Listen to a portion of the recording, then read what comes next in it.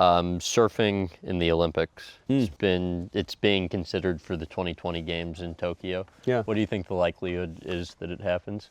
It's been talked about for years. There's been a lot of lobbying going on with some people in the surf world and talking to the IOC. And I know as early as 1984 they came down and watched the World Championships in Huntington, some officials from the IOC.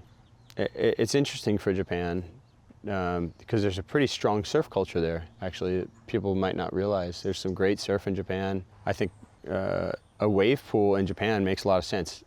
Because, and I'm not trying to pitch like, okay, well, let's just run the wave pool thing and run it in the Olympics, but it would make sense because it gives you can have exact start times and you know how to control your field and that kind of thing. Japan has great, amazing surf on its day, but it's a little inconsistent, and especially in the summer months. It's a summer Olympics, isn't it? Yeah, so the summertime in Japan can have really slow surf or no surf. It can be really flat for periods of time. That's just kind of the rule of thumb with the east coast of any country, because all the storms are going west to east.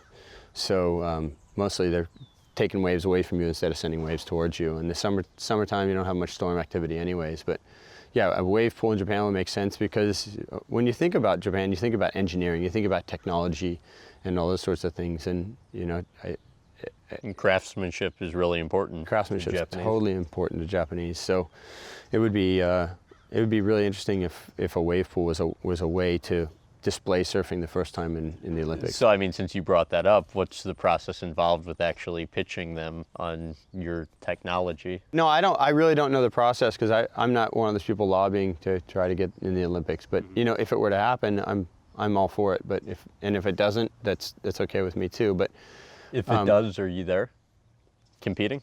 That's a good question. I mean, how could you pass up? I got 4 years. It's still 4 years away. You'd be 48, but I mean, how could you pass up the time it's finally in the Olympics? I think if we finally do get into the Olympics and I'm physically fine, if I don't have injuries and I get chosen by the states to surf in that, it'd be a huge honor. I think especially at that age, it would be a huge honor, and it'd be a great way for me to say, I was in that first one, or I was part of that first one when they. I don't think it would be an official sport. I think it'd be like a display sport or whatever, but it'd be a fun thing to do. All right, Kelly. So what should people do? They should subscribe to Graham's channel, watch more clips from this interview, and. Come on, where's the enthusiasm? Send him 20% of your paycheck. Agreed. Yes.